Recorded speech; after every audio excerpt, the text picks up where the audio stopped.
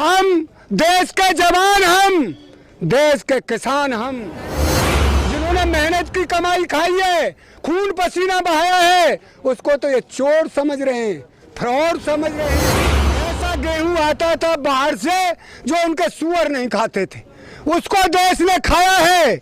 मैंने अपने यहाँ की गरीब जनता को, जो हमारे बैल पशु गोबर करते हैं, उसमें से धो धो कर अन्न खाया है देश की जनता ने। ओम कश्यप है, अंजना ओम कश्यप, ये कहती है किसानों को तो खेत में रहना चाहिए, किसान खेत में रहें और कमाई को ये पूंजीपति और ये सरकारें लूटती रहें। ये आरएसएस का देश नहीं है, ये तो पहले भी उनके अंग्रेजों के गुलाम थे, इन्होंने देश के लिए कुछ किया नहीं है। पर ये झूठ बोलकर, फ्रॉड होकर, जनता की आंखों में धूल झोंक कर, झूठ बोल करके मैं गरीब का बेटा हूँ।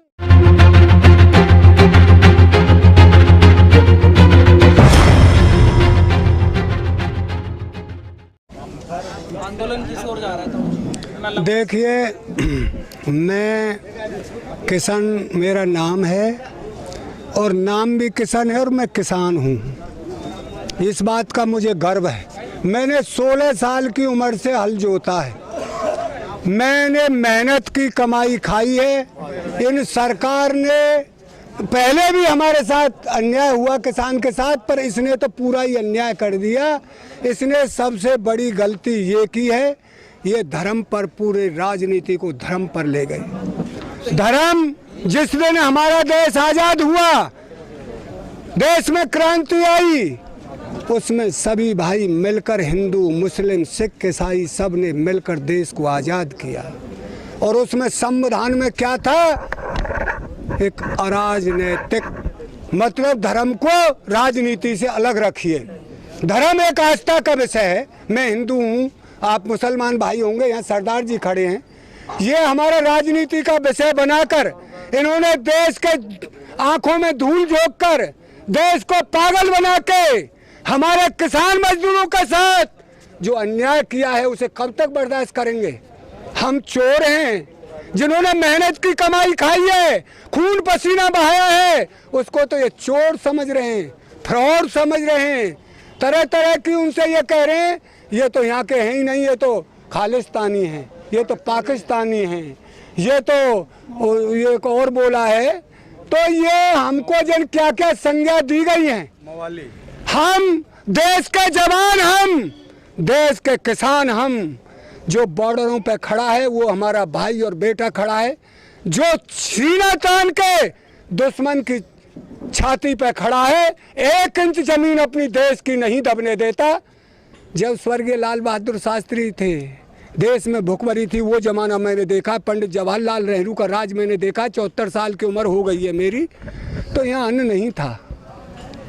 ऐसा गेहूं आता था बाहर से जो उनके सुअर नहीं खाते थे, उसको देश ने खाया है। मैंने अपने यहाँ की गरीब जनता को, जो हमारे बैल पशु गोबर करते हैं, उसमें से धो धो कर अन्न खाया है देश की जनता ने। आज देश के किसान ने अपने खून पसीने की मेहनत से देश के भंडारों को भर दिया, और हमारी मेहनत को पहले से लूटते रहे, और अब तो तरह तरह के झूठ बोला जा रहा है। हमारे टिकैत साहब कल गए लखनऊ, और उन्होंने कहा, एक प्रस्ताव वो ले गए कागज, ये बलराम कहाँ के हैं, वो जो अरे सांसद हैं तुम्हारे यार, वो चाकू बनते हैं जहाँ, चाकू, रामपुर में इतना भ्रष्टाचार हुआ है सरकारी खरीद के ऊपर। एक जो हमारी खरीद है वो दिखाइए कि इतना गेहूं हमने खरीद लिया किसानों से 1400-1600 में लेकर के, और आप जो उनके दलाल हैं वो गवर्नमेंट को दे रहे हैं। इस अन्याय को कब तक किसान बर्दाश्त करे भाई?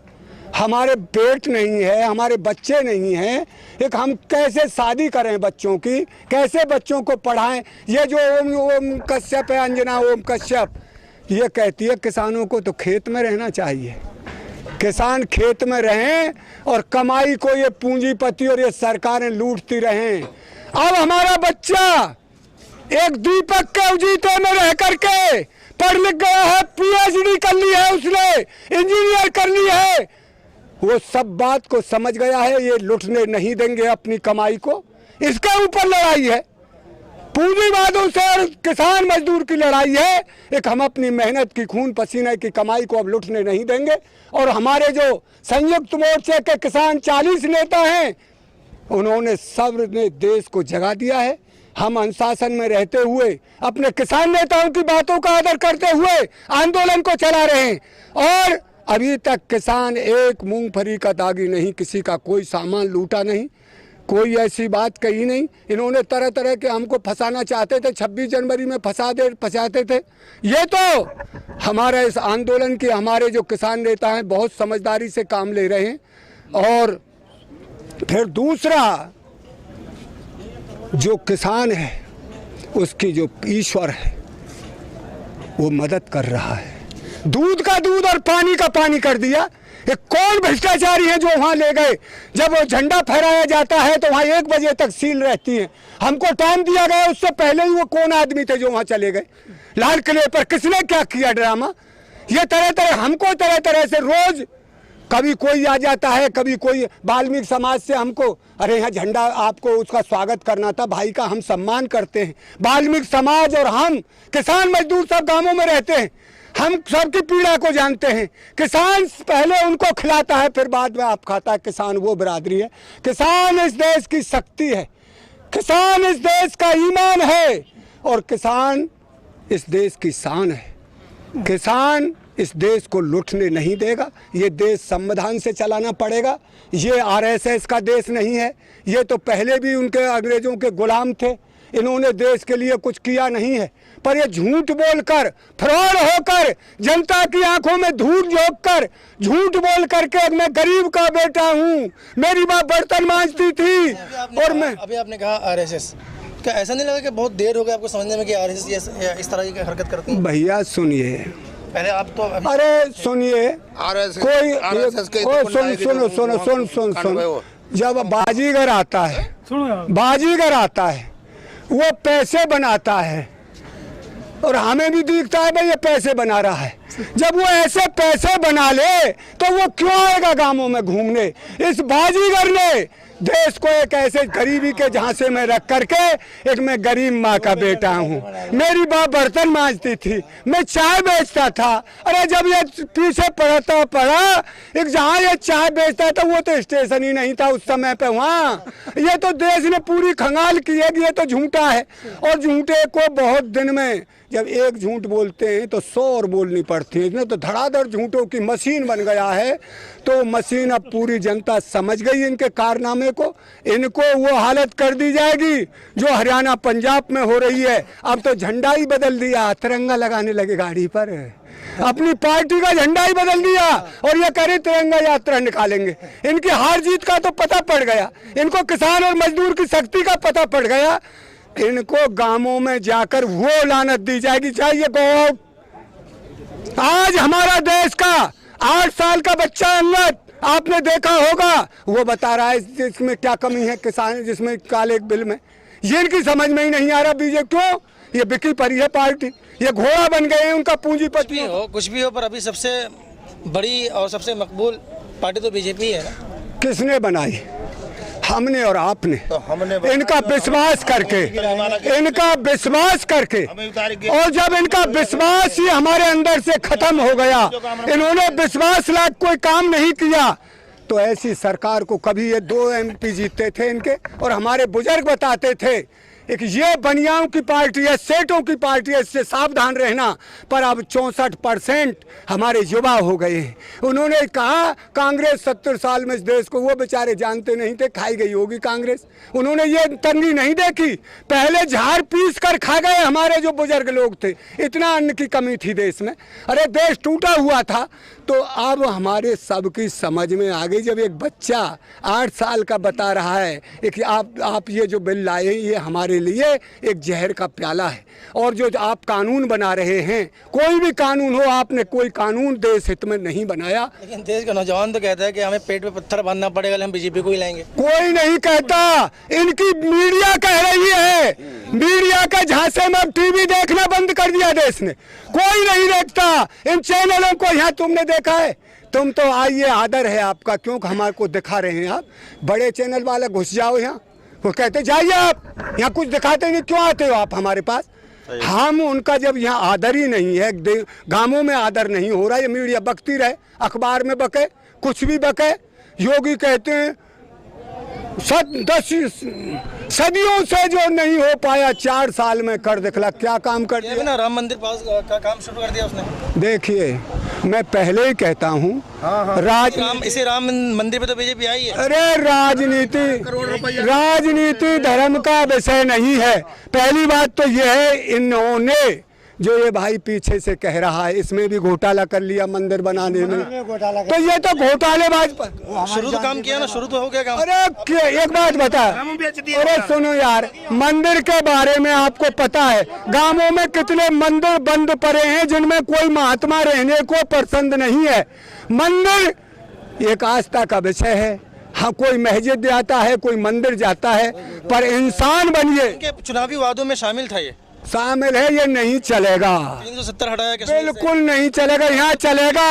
आपने कितने बच्चों की शिक्षा के स्कूल खुलवाए, आपने कितने बच्चों को रोजगार दिया, कितने बच्चों का आपने इलाज किया, कितने हॉस्पिटल खुलवाए, जिसका हम पूरा देशवासी टैक्स देता है। वो टैक्स कहाँ गया? क्या आपने चुनावों के लिए टैक्स लेते हो हमसे?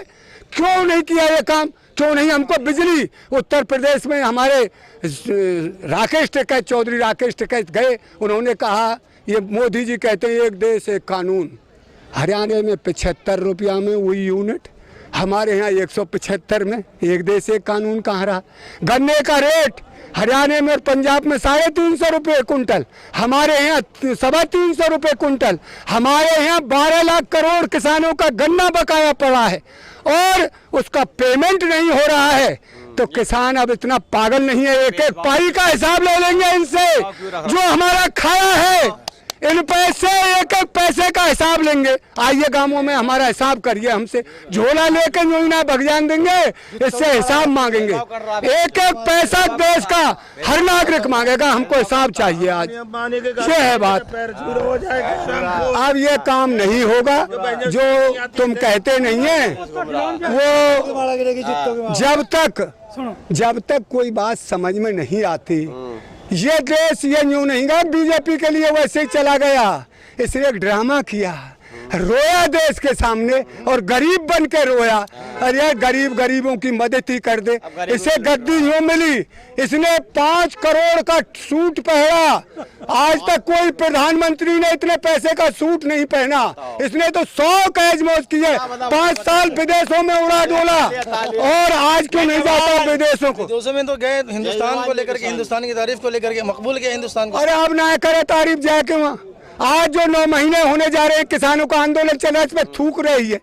कनाडा ने तो ये कहा, तुम अब वहाँ क्यों नहीं सुनते अपने किसानों की? हमारा और तुम्हारा संबंध खत्म हो जाएगा इस मामले में।